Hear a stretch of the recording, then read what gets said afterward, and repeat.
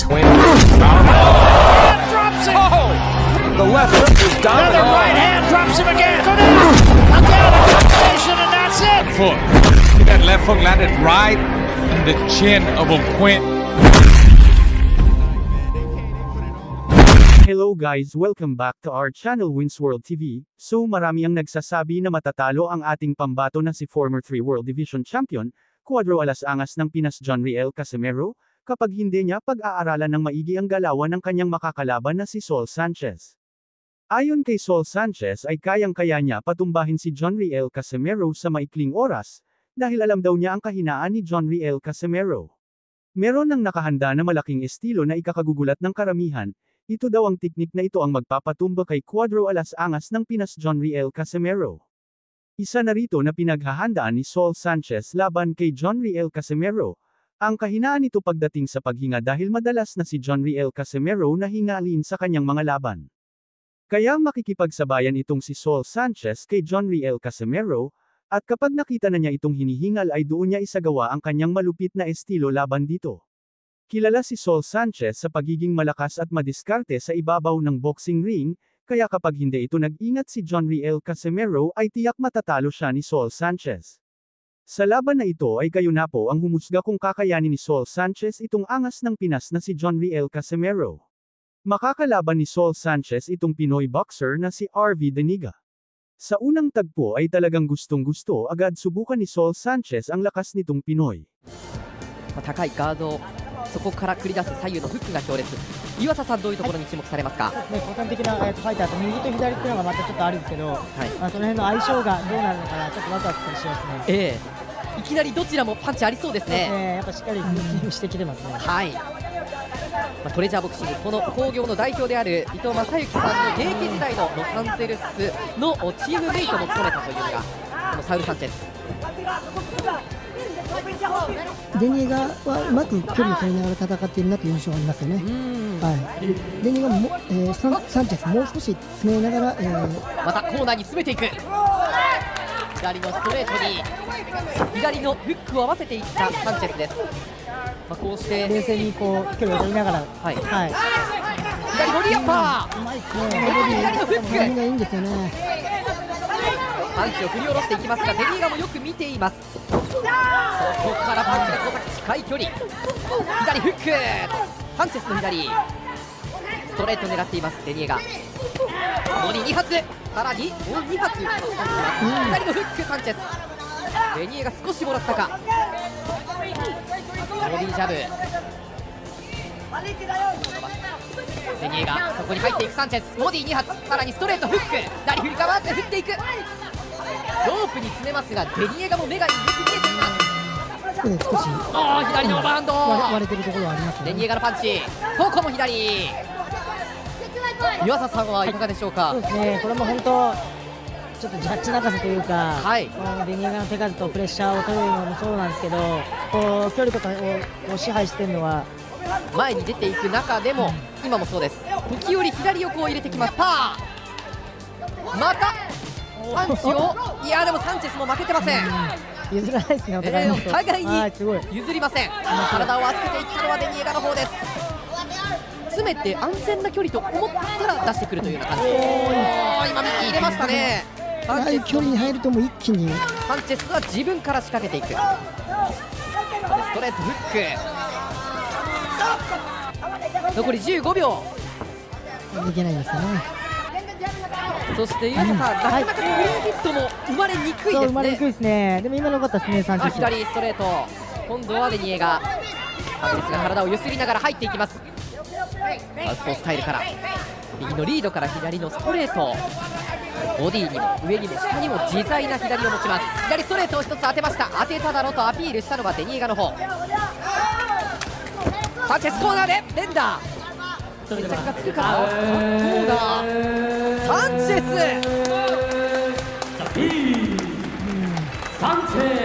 78対70。Ano sa tingin nyo guys, matatalo kaya ni Sol Sanchez itong si former 3 World Division Champion Jonriel Casimero?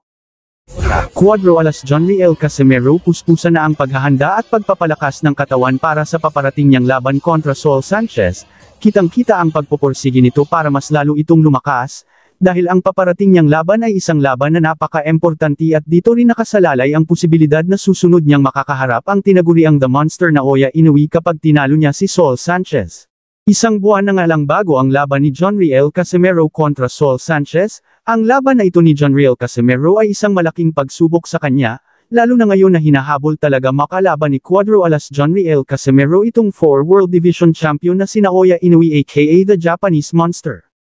Ganun pa man ay puspusan na talaga ang pagsasanay at paghahanda ng Team Casimero, para sa paparating na laban kontra Saul Sanchez. Sa kabilang banda, ang panayam kay Naoya Inoue na tila galit na ito sa angas ng Pinas John Riel Casimero, dahil sa trash talk nito kontra sa Japanese Monster Naoya Inoue. Sobrang kapansin-pansin talaga ang pamamaraan ni John Riel Casimero para lang patulan siya ni Naoya Inoue. Dahil panay hamon itong si John Riel Casimero kay Naoya Inoue at may mga kasama pang trash talk na masasakit, dahilan sa pagsiklab ng apoy ni Naoya Inoue dito sa tinaguriang angas ng Pinas John Riel Casimero. Ayon sa Japanese Monster na si Naoya Inoue, ay grabe na talaga ang pag-aangas at paghahamon nitong tinaguriang angas ng Pinas John Riel Casimero. Kaya tinanong siya ng Japanese media, kung ano ba ang mga ginagawa ni John Riel Casimero laban sa kanya na dahilan ng galit niya. Ayon sa sagot ni Naoya Inoue ay diretsahan niyan sinabi na wala daw sportsmanship si John Riel Casimero, wala din daw race ito, at tinatawag din daw siyang the Japanese Turtle. Kaya dito na nagagalit si Naoya Inoue, at gusto na niya itong makasagupa sa ibabaw ng boxing ring. Ayon sa media at mga kasamahan ni Naoya Inoue, ay sobrang nakakagimbal ang lakas niya ngayon at nakakatakot na Naoya Inoue version ngayon 2024. Dagdag pa ni Naoya Inoue ay sobrang malala na ang mga ginagawa ni John Riel Casimero, dahil pati sa ibang account ni Naoya Inoue ay nanggugulo doon at panay comment itong si John Riel Angas ng Pinas Casimero. Subalit ayon sa mga kasamahan niya sa mismong kwentuhan, ay dapat huwag na patulan ni The Monster Naoya Inoue itong si John Riel Casimero. Ngunit ayon kay Naoya Inoue ay hindi na niya palalampasan ang mga masasakit na salita ng ating pambato na si John Riel Casimero. May target na makuha si Naoya Inoue na belt kay John Riel Casimero. Kailangan niya talagang sagupain ang angas ng Pinas John Riel Casimero.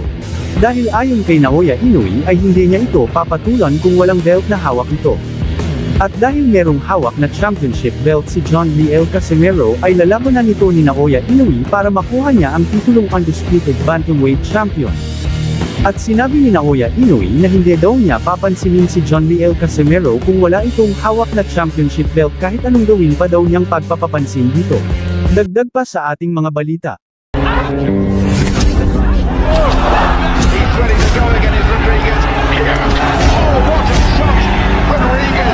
Hanggang saan kaya aabot ang pinakamalakas na version ni Naoya Inoue? Kakayanin kaya niyang higitan ang pinakamalakas na version ng ating kababayan at tinaguriang pambansang kamao ng Pilipinas na si Manny Pacman Pacquiao. Sa kabilang banda, bagamat kilala na pinakamaangas na boksingero ng Pilipinas na walang iba kundi si John Riel Casimero, kakayanin kaya ni John Riel Casimero pantayan ang lakas nitong si Naoya Inoue at pabagsakin ang halimaw ng Japan? Alam naman natin na halos 60% na boxing fans ay naniniwala at nagdududa na hindi kakayanin ni John Riel Casimero itong halimaw ng Japan na si Naoya Inoue. Will para malinawan, or magka-idea kayo kung kakayanin kaya ni John Riel Casimero itong the Japanese Monster Superstar na si Naoya Inoue? Bakit hindi muna natin kilalanin ang the Japanese Monster Superstar na si Naoya Inoue? Para magkaroon tayo ng idea kung sa anong paraan lalabanan ni Cuadro Alas Superstar na si John Riel Casimero itong si Naoya Inoue. Si Inoue ay tubong sa Makinagawa, Japan. Sa edad na 5 years old ay kinamulatan na niya ang mundo ng palakasan ng kamao, dahil na din sa gabay ng kanyang ama na dating boksingero. Talagang malakas talaga ang mga dugo at lahi ni Naoya Inoue, dahil training pa lang ay sobrang hirap na. Unang sabak pa lang ni Naoya Inoue sa amateur fight ay kitang-kita na talaga na isang matulis at may angking lakas ng kamao siyang tinatago. Ayon nga mismo dito kay Naoya Inoue, ay noong nasa amateur division pa lang siya ay pagkatapos niyang manalo dito ay pinasuri, nga daw umano ang kanyang boxing gloves na gamit, kung may kakaibang matigas na bagay sa kanyang boxing gloves, dahil nakapagtataka daw na sa likod ng patpatin niyang katawan, ay kung bakit grabe kalakas itong sumuntok. Si Naoya Inoue ay mayroon siyang record na 75 wins 48 knockouts at 6 na talo noong nasa amateur pa lang siya.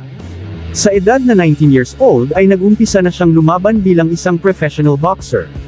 Nakatapat niya agad dito ay isang Filipino fighter na una niyang naging biktima at unang nakatikim ng kanyang malakas na suntok, ay walang iba kundi si Grayson Umayao. First round pa lang ng laban ay napuruhan agad at napaluhod ng super combo body shot itong kababayan natin na si Grayson Umayao. Umabot pa ng round 4 ang laban bago ito natapos dahil tinamaan ang Pinoy ng super combo uppercut at body shot na dahilan ng pagtigil na ng laban.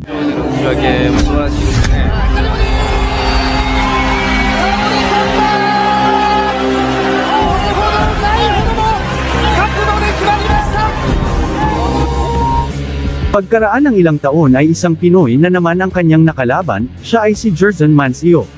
Tulad ng dati, tinapos ni Naoya Inoue ang Pinoy sa maikling round.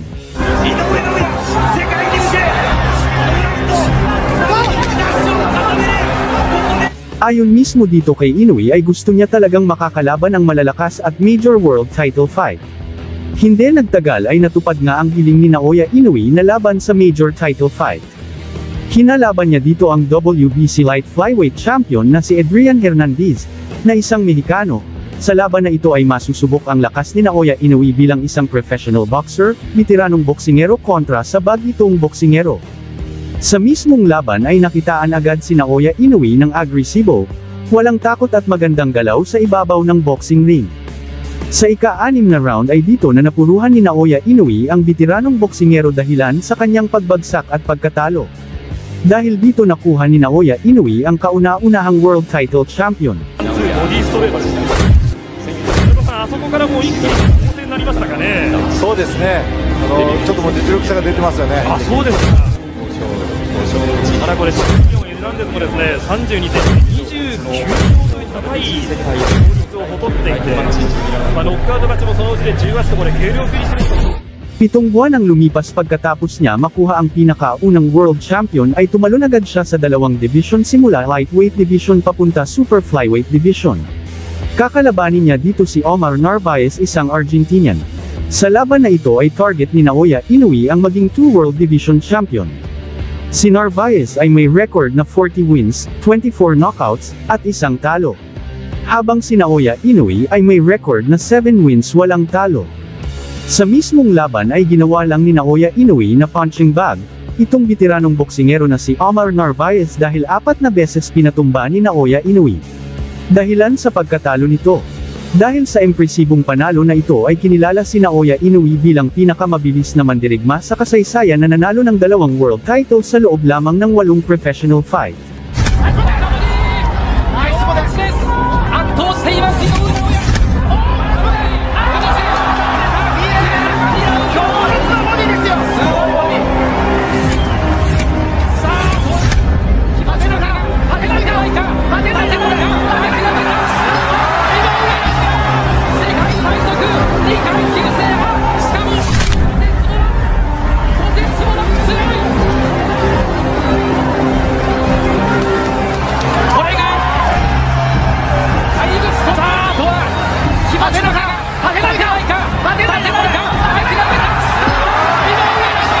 Naging Fighter of the Year din ito. 2018 ay muli siyang tumalon patungong Bantamweight Division. Target ni Inoue ay subukan na makuha ang WBA World Bantamweight title. Makakalaban niya dito si Jemmy McDonnell, bago mag-umpisa ang laban ay tila puno ng kumpiyansa sa sarili na matatalo niya si Naoya Inoue. Dahil pinagyayabang niya na hindi siya nakatikim ng pagkatalo sa loob ng 10 taon. Ngunit nung mismong laban na ay tila dito na niya matitikman ang una niyang pagkatalo, dahil unang round pa lang ay tapos na agad ang laban. Pinatumba siya ni Naoya Inoue sa isang maikling round sa pamamagitan ng isang solid na body shot at mga solidong suntok. Dahil sa panalong ito ay tinanghal na si Naoya Inoue na official 3 world champion. His legs seem a little bit shaky here, minute